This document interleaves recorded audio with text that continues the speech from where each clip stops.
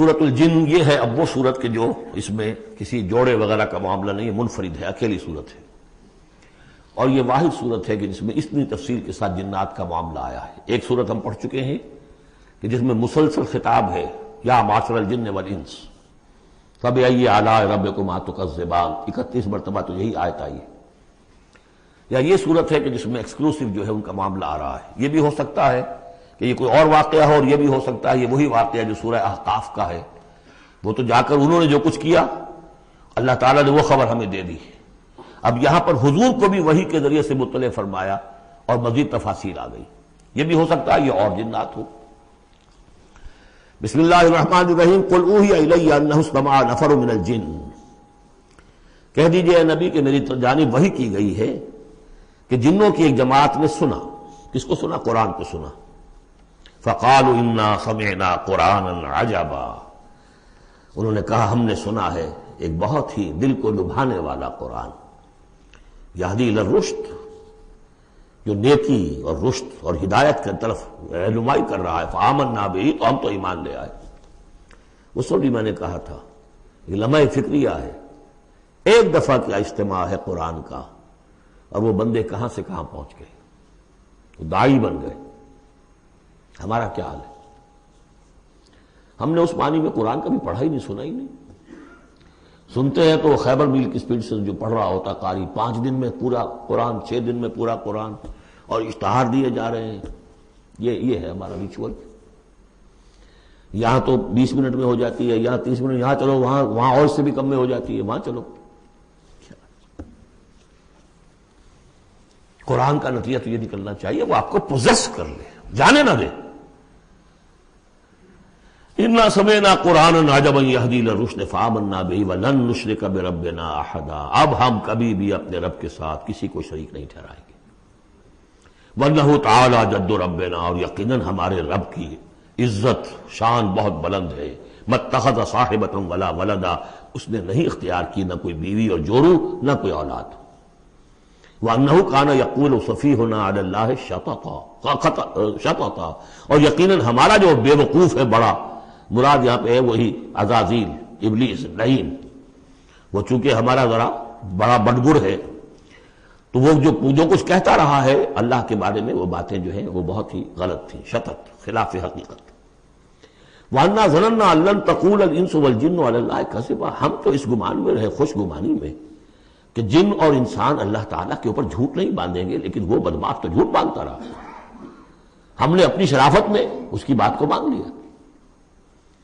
وَأَنَّهُ كَانَ رِجَالٌ مِّنَ الْإِنسِ يَعُوذُونَ بِرِجَالٍ مِّنَ الْجِنِّ فَزَادُوهُمْ رَهَقًا، اور یہ کہ جو انسانوں میں سے مرد ہیں وہ جنات کے مردوں میں کی حفاظت پکڑتے ہیں۔ یہ ہوتا تھا ان کا طریقہ، وہ سمجھتے تھے کہ بیابان میں جو ہے جنات رہتے ہیں اور وہ ان کے جو ہیں سردار بھی ہیں، تو اب راستے نے پڑاؤ ڈالا ہے جنگل میں، تو سب سے پہلے کہتے تھے کہ ہم اس جنگل کے، اس بیابان کے جنات کی ہم پناہ میں آتے ہیں۔ اب وہ سنتے ہوں گے یہ بے وقوف، یہ آدم کی اولاد، ہمارے تو جد امجد کو نکال دیا گیا جنت سے اس لیے کہ اس کو سجدہ نہیں کیا، یہ ہمیں معبود بنائے بیٹھے ہیں، ہماری پناہ طلب کر رہے ہیں۔ لہذا ان میں اور سرکشی پیدا ہو گئی، اور اکڑ گئے کہ یہ انسان ہو کر یہ ہماری پناہ مانگ رہے ہیں، ہم سے طلب کر رہے ہیں پناہ، تو اس سے ان کے اندر اور زیادہ سرکشی پیدا ہو گئی۔ وَأَنَّهُ كَانَ رِجَالٌ مِّنَ الْإِنسِ يَعُوذُونَ بِرِجَالٍ مِّنَ الْجِنِّ فَزَادُوهُمْ رَهَقًا وَأَنَّهُمْ ظَنُّوا كَمَا ظَنَنتُمْ أَن لَّن يَبْعَثَ اللَّهُ أَحَدًا، اور دیکھو انہوں نے بھی ایسا ہی سمجھا جیسا کہ تم نے سمجھا ہوا ہے کہ اللہ کسی کو نہیں اٹھائے گا۔ اس کے 2 معنی ہیں، یعنی بعد سے بعد الموت کوئی نہیں ہے، مرنے کے بعد جی اٹھنا نہیں ہے، اور یہ بھی کہ شاید اب اللہ کسی اور کو رسول بنا کر نہ بھیجے، أن يبعث الله أحدا، اس لیے کہ 600 برس بیت چکے تھے، وہ تورات سے واقف تھے جو سورہ احقاف میں تذکرہ آیا ہے، فترت وہی 600 برس، اور یہ طویل ترین وقفہ تھا نبوت کا کہ کوئی نبوت کوئی رسالت دنیا میں نہیں، تو ان کو یقیناً اس سے خیال ہوا ہوگا کہ بس اب ختم ہوا معاملہ، اب کوئی اور رسول نہیں آئے گا۔ وَأَنَّا لَمَسْنَا السَّمَاءَ، اور ہم نے ذرا ٹٹولا آسمان کو، ہم نے چاہا کچھ خبریں لے کر آئیں ذرا غیب کی، فَوَجَدْنَاهَا مُلِئَتْ حَرَسًا شَدِيدًا وَشُوبًا، تو ہم نے تو پایا اس کو کہ وہ بھرا ہوا ہے سخت چوکیداری سے، اور انگارے رکھے ہوئے ہماری وہ ہمیں کھدیڑنے کے لیے۔ یعنی یہ کہ ہمیں معلوم ہو گیا کہ کوئی واقعی وقت ایسا ہے، کیونکہ یہ سارا انتظام خاص طور پر جب کہ وحی نبوت آتی تھی تو اہتمام کر لیا جاتا تھا۔ عام حالات میں کوئی بات نہیں، روح اتر رہے ہیں فرشتے، اور یہ جو ہے یہ آگ سے بنے ہیں، وہ نوری ہیں، یہ ناری ہیں، کچھ نہ کچھ ان سے یارانہ گانٹھ کے کچھ نہ کچھ ان سے لے لیتے تھے۔ یا یہ کہ اچک لیا، من استرق سرقۃ، کسی نے کوئی چیز جو ہے کہیں سے لے لی۔ لیکن اب جو ہم نے دیکھا ہے آسمان کو تو واقعی وہاں تو بڑے سخت پہرے لگے ہوئے ہیں، یعنی کوئی نہ کوئی وحی کا سلسلہ ہے اور نبوت آنی ہے، اور وہ نبوت ہمیں تو مل گئی، ہم جا کر سنائے کلام اور ہم ایمان لے آئے۔ وَأَنَّا لَمَسْنَا السَّمَاءَ فَوَجَدْنَاهَا مُلِئَتْ حَرَسًا شَدِيدًا وَشُهُبًا وَأَنَّا كُنَّا نَقْعُدُ مِنْهَا مَقَاعِدَ لِلسَّمْعِ، اور ہم وہاں بیٹھا کرتے تھے، وہاں پہ گھاٹ میں بیٹھا کرتے تھے کچھ سنگن لینے کے لیے، مقاعد، مقعد بیٹھنے کی جگہ، مورچہ جہاں پہ بیٹھا جائے، ہم وہاں پر اپنے ٹھکانوں میں بیٹھا کرتے تھے۔ فَمَن يَسْتَمِعِ الْآنَ، لیکن اب اگر کسی نے کچھ سننے کی کوشش کی، يَجِدْ لَهُ شِهَابًا رَصَدًا، وہ پائے گا اپنے واسطے ایک انگارہ گھات میں، میزائل پیچھا کرے گا اس کو۔ وَأَنَّا لَا نَدْرِي أَشَرٌّ أُرِيدَ بِمَنْ فِي الْأَرْضِ أَمْ أَرَادَ بِهِمْ رَبُّهُمْ رَشَدًا۔ معلوم ہوتا بہت بڑے عالم تھے یہ، تورات کے جاننے والے، انہوں نے ایک ایسی عظیم بات کہی ہے یہ، ہمیں یہ معلوم نہیں کہ آیا زمین میں بسنے والے ان انسانوں کی کوئی شامت آ گئی ہے یا اللہ نے ان کے لیے کسی بھلائی کا ارادہ کیا ہے۔ رسالت آئے گی تو دو ہی نتیجے ہیں، یا تو کوئی عذاب آنے والا ہے اب، اس لیے کہ وما كنا معذبین حتی نبعث رسولا، یا تو کوئی بہت بڑے پیمانے پر انسانوں کی شامت آنے والی ہے، جیسے قوم نوح، قوم ہود، قوم صالح کا حشر ہوا تھا، وہ ویسا ہی حشر ہونے والا ہے۔ اللہ لا نظری، ہم نہیں جانتے، اشر ارید بمن فی الارض، زمین والوں کے لیے کسی شر کا فیصلہ کیا گیا ہے، ام اراد بہم ربہم رشدا، یا ان کے لیے ان کے رب نے بھلائی کا، خیر کا ارادہ کیا ہے۔ ظاہر بات ہے نبوت اور رسالت محمدی خیر پر منتج ہوئی۔ وَأَنَّا مِنَّا الصَّالِحُونَ وَمِنَّا دُونَ ذَلِكَ، اور دیکھو ہمارے اندر نیک بھی ہیں، جنات نیک بھی رہے ہیں اور دوسری طرح کے بھی ہیں، بد نہیں کہا، یہ ہے حکمت تبلیغ، بروں کو بھی برا نہ کہو، ہاں دوسری قسم کے بھی ہیں، نیک بھی ہے اور دوسری قسم کے بھی ہیں۔ کُنَّا طَرَائِقَ قِدَدًا، ہم تھے مختلف راستوں پر جو کہ ایک دوسرے سے پھٹے ہوئے تھے۔ یہ قددا جو آیا تھا نا، قدت قمیصہ، پھٹ جانا قمیص کا۔ وَأَنَّا ظَنَنَّا أَن لَّن نُعْجِزَ اللَّهَ فِي الْأَرْضِ وَلَن نُعْجِزَهُ هَرَبًا، اور ہم نے یہ جان لیا کہ ہم اللہ کو عاجز نہیں کر سکتے، ہرا نہیں سکتے، نہ زمین میں بھاگ کر، اور ہم کہیں بھاگ کر اور زمین میں اللہ کو شکست نہیں دے سکتے، اس کی پکڑ سے نکل نہیں سکتے۔ وَأَنَّا لَمَّا سَمِعْنَا الْهُدَىٰ آمَنَّا بِهِ، اور ہم نے تو جب وہ ہدایت سنی، الہدا سنا، اس کی استماع ہم نے کیا، ہم تو اس پر ایمان لے آئے۔ فَمَن يُؤْمِن بِرَبِّهِ فَلَا يَخَافُ بَخْسًا وَلَا رَهَقًا، تو جو کوئی بھی ایمان لائے گا اپنے رب پر، اسے کوئی خوف نہیں ہوگا کہ نہ اسے کوئی نقصان دیا جائے گا، نہ اس پر کوئی زبردستی ہوگی، کوئی زیادتی ہوگی، جیسے جیسے ان کے اعمال صالحہ ہیں پورے پورے اللہ تعالیٰ ان کا اجر ان کو دے دے گا۔ وَأَنَّا مِنَّا الْمُسْلِمُونَ وَمِنَّا الْقَاسِطُونَ، اور دیکھو ہمارے اندر وہ بھی ہیں جو فرما بردار ہیں اور وہ بھی ہیں جو بے انصافی کرتے ہیں۔ یہ قسط کے لفظ کے ساتھ سمجھ لیجئے، جب یہ ثلاثی مجرد میں آتا ہے تو قاسط اس میں فاعل بنا، وہ ناانصاف کے معنی میں ہے، یہ باب افعال کے خواص میں سے ہے، سلب ماخذ اس کو کہتے ہیں۔ جب نہیں باب افعال میں آئے گا تو اس کے معنی ہے عدل و انصاف، اور جب ثلاثی مجرد میں آئے گا تو نا انصافی۔ قاسطون فمن اسلم فاولئک تحروا رشدا، جو لوگ اسلام لے آئے، اطاعت قبول کر لی، تو انہوں نے تو گویا کہ ڈھونڈ نکالی خیر کی راہ، نیکی کی راہ انہوں نے تلاش کر لی۔ وَأَمَّا الْقَاسِطُونَ، اور جو بے انصاف ہے، فَكَانُوا لِجَهَنَّمَ حَطَبًا، وہ لوگ جو ہے پھر جہنم کا ایندھن بن کر رہیں گے۔ یہاں تک ان کی تقریر ہے جو انہوں نے تبلیغ کی ہے۔ اب جو بات آگے آ رہی ہے یہ خود اللہ کی طرف سے کلام ہے۔ أَن لَوِ اسْتَقَامُوا عَلَى الطَّرِيقَةِ لَأَسْقَيْنَاهُم مَّاءً غَدَقًا، اور یہ کہ یہ اگر لوگ اپنے اس طریقے پر جو طریقہ انبیاء کا تھا، جو آدم نے دیا تھا، جو نوح نے دیا تھا، یہ چلتے رہتے تو ہم انہیں خوب پلاتے، پانی بھر بھر کر خوب سیراب کرتے ان کو۔ یہاں لفظ طریقت آیا ہے قرآن میں، شریعت، طریقت۔ ثم جعلناک علی شریعۃ من الامر، شریعت اور یہ طریقت، دونوں کا مفہوم ایک ہے، طریقہ اور شریعت، لیکن یہ کہ اس کا استعمال ہو رہا ہے کہ شریعت سے مراد لی جاتی ہے جو دین کی کا قانون ہے، اس کے ظاہری پہلو، قانونی پہلو، اور طریقت اسی کے باطنی پہلو کا نام ہے۔ کہ ایک نماز ہے، وضو کیسے کرو گے، کیا فرائض ہیں، کیا نوافل ہیں، کیا کام رہ گیا تو وضو نہیں ہوا، یہ شریعت بتائے گی، یہ آپ کو فقیہ بتائیں گے، یہ آپ کو مفتی حضرات بتائیں گے۔ لیکن نماز کی اصل روح تو ہے خشوع اور خضوع، حضور قلب، یہ پھر طریقت کی طرف منتقل کر دیا گیا، بدقسمتی سے پھر ان کو پھاڑ دیا گیا، وہ علیحدہ علیحدہ ہو گئے۔ یہ سب چیزیں یکجا ہونی چاہیے تھی۔ اور جو ہمارے اولین صوفیاء ہیں وہ بہت بڑے عالم بھی تھے، ایسے نہیں تھے کہ صرف صوفی تھے، وہ بہت بڑے مفتی بھی ہوتے تھے، بلکہ اولین کیا اس دور میں بھی جو میں نے آپ سے بتایا تھا کہ قاضی ثناء اللہ پانی پتی رحمۃ اللہ علیہ، وہ مفتی بھی ہیں، مفسر بھی ہیں، محدث بھی ہیں، اور بہت بڑے مرشد بھی ہیں۔ میرزا مظہر جانے جانا شہید کے خلیفہ ہیں، جنہیں شیعوں نے قتل کیا، شہید کیا، اور یہ سب شیخ احمد سرہندی رحمۃ اللہ علیہ کا جو سلسلہ ہے، سلسلہ مجددیہ نقشبندیہ، اس کے بزرگ ہیں۔ وہ ہیں وہ جامع صفات لوگ۔ لنفتنہم فیہ، اور یہ بھی جو ہم کو پانی پلاتے اور سیراب کرتے، یہ بھی اس لیے تاکہ ان کو اور جانچے اور پرکھے اور امتحان لیں۔ ایک امتحان غربت میں ہے، ایک امتحان تمنگری میں ہے، ایک امتحان فاقے میں ہو رہا ہے، ایک امتحان ہو رہا ہے کہ کثرت سے ہم نے دے رکھا ہے۔ وَمَن يُعْرِضْ عَن ذِكْرِ رَبِّهِ، اور جو کوئی بھی اعراض کرے گا اپنے رب کے ذکر سے، يَسْلُكْهُ عَذَابًا صَعَدًا، تو وہ چلے گا، وہ ڈال دے گا اس کو چڑھتے عذاب میں، اللہ تعالیٰ ایسے عذاب میں صعدا، جس کی شدت بڑھتی چلی جائے گی۔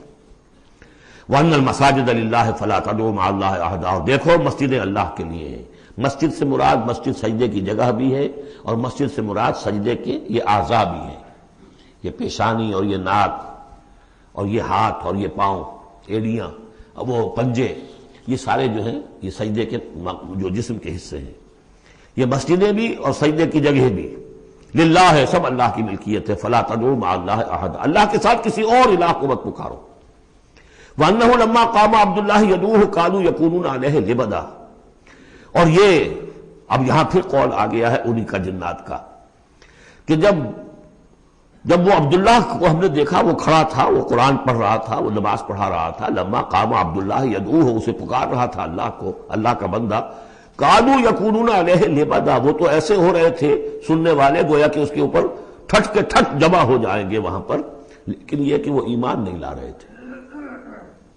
قل انما ادعو ربی، کہہ دیجئے اے نبی صلی اللہ علیہ وسلم، دیکھو میں پکارتا ہوں اپنے رب کو، ولا اشرک بہ احدا، اس کے سوا میں کسی اور کو شریک کرنے کے لیے تیار نہیں۔ قل انی لا املک لکم ضرا ولا رشدا، کہہ دیجئے مجھے کوئی اختیار حاصل نہیں ہے تمہارے لیے، نہ کسی نقصان کا اور نہ کسی راہ پر لانے کا، میں تمہیں ہدایت نہیں دے سکتا۔ وہ آیت یاد کر دیجئے، انک لا تہدی من احببت ولکن اللہ یہدی من یشاء، اے نبی آپ ہدایت نہیں دے سکتے جسے بھی چاہیں، وہ تو اللہ ہی ہدایت دیتا ہے جس کو چاہتا ہے۔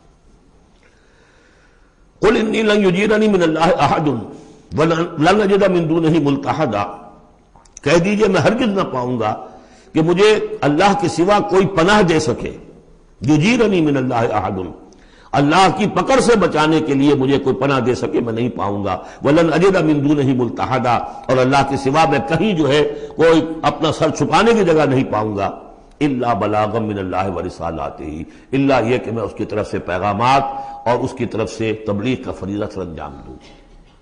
اگر میں نے یہ کام نہیں کیا تو میں پکڑا جاؤں گا۔